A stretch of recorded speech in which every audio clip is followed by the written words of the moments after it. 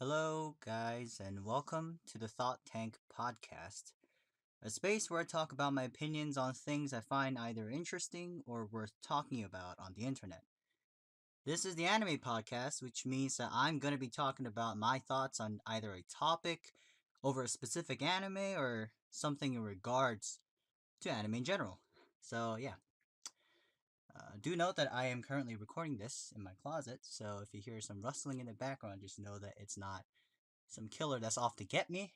It's just my jacket.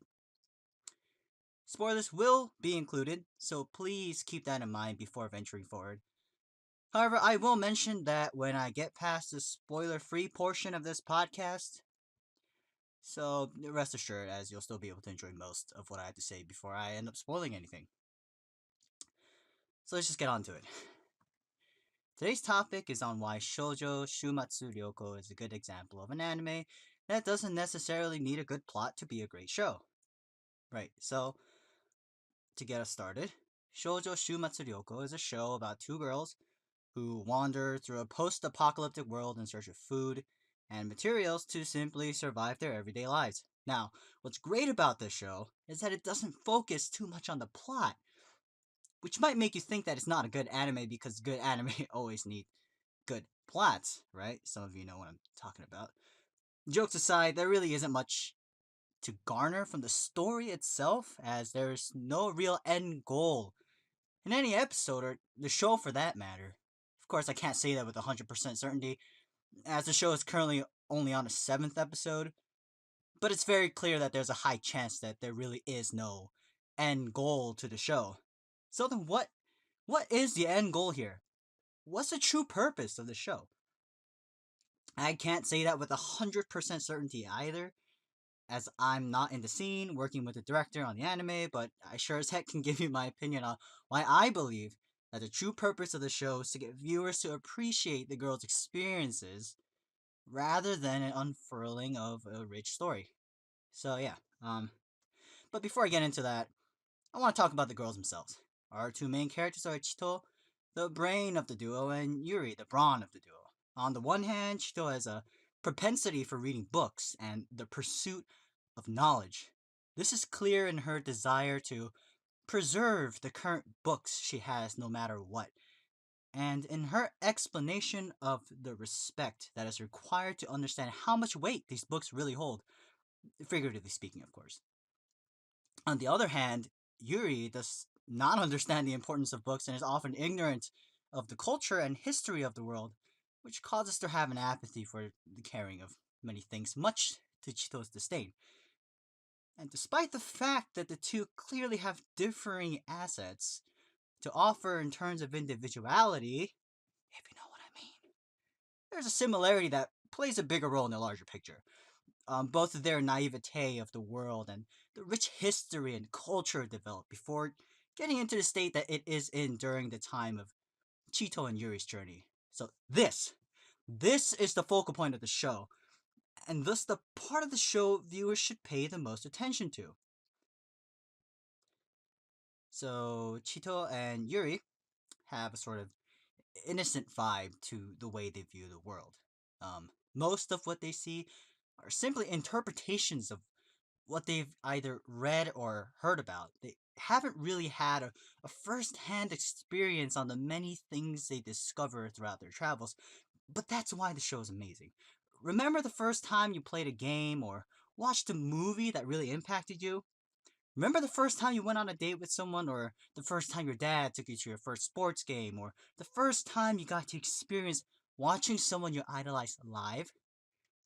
First times are a very important part of the human experience and are oftentimes filled with the most emotion. Shoujo Shuumatsu Ryouko does a great job at detailing Chito and Yuri's bewilderment and curiosity at what they see. Alright, so now I'm just gonna get into spoilers now. So if you don't want any spoilers, feel free to leave the podcast now. I don't really care, but if you've already caught up with the show or are really not concerned with spoilers, please feel free to continue listening. So, some of the scenes that were most impactful to me were the fish scene and the first time the two really came into contact with a person other than them. Of course, there are many more scenes to love, but I'm not here to retell the entire anime for you. That's, please go watch it if you haven't seen it yet. And for those of you who have already seen it, you don't need me to, repeat it. But I still think that these two are things that I should talk about. Of course, I could have picked any two. I just picked these two because, I just decided to talk about these two. So first, let's talk about the fish scene. The way Yuri and Chito, especially Chito, react to the flavor of the fish and start talking about where it came from and how it became the trigger for the next destination it's very candid, and it did make for a nice transition and all. But the fish scene I'm talking about is the one in Chito's dream sequence in episode 5. The impression I got from that is that despite her mediocre criticism on the flavor of the fish back in episode 2, in truth, the experience left enough of an impact on her for her to dream about it and remember it.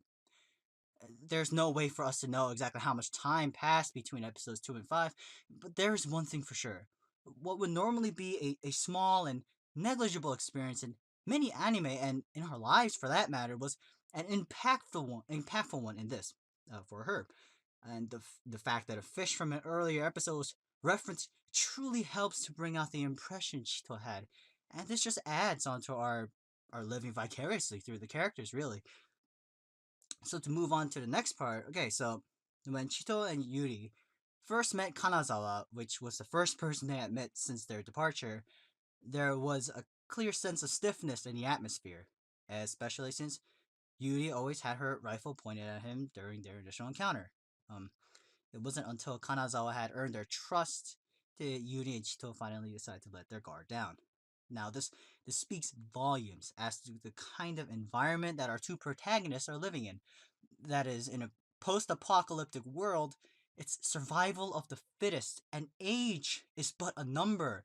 It doesn't matter how young or how old you are, you're eventually going to be in a situation where you must defend yourself from potential danger. In other words, it's the juxtaposition of a me versus the world kind of setting against a more pure, I'm experiencing many awesome things for the first time in my life and having a pure reaction to it kind of setting. That really tugs on your heartstrings and keeps you connected to the main characters on a human level, rather than a synthetic 2D character to real life person level, if you know what I mean. Also, another point I want to make is that something that I find really sad but adorable at the same time is how genuine Yuri is. She doesn't even know how to properly read or write, and yet her attempt at apologizing to Chito for burning her book, by making a sketch of Chito's sleeping face and attempting to write "I'm sorry" instead writing "I'm Saki" is just so cute and so pure. Sure, we've seen a hostile side to Yuri when she points her gun at Chito for a piece of food, but in the end, I say that these two can't live without each other and that they truly do love each other in a sisterly sort of way.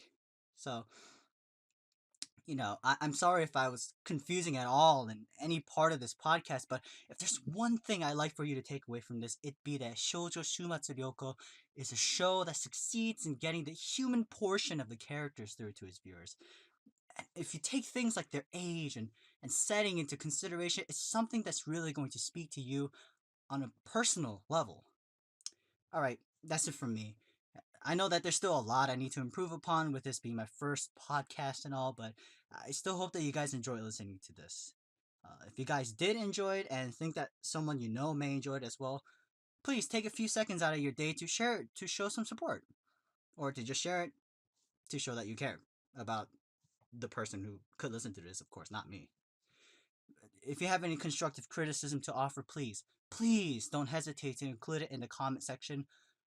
I don't have a fixed upload schedule yet, so I don't really know when my next podcast is going to be, but it will most likely be in the following week. So until then, stay safe and enjoy life.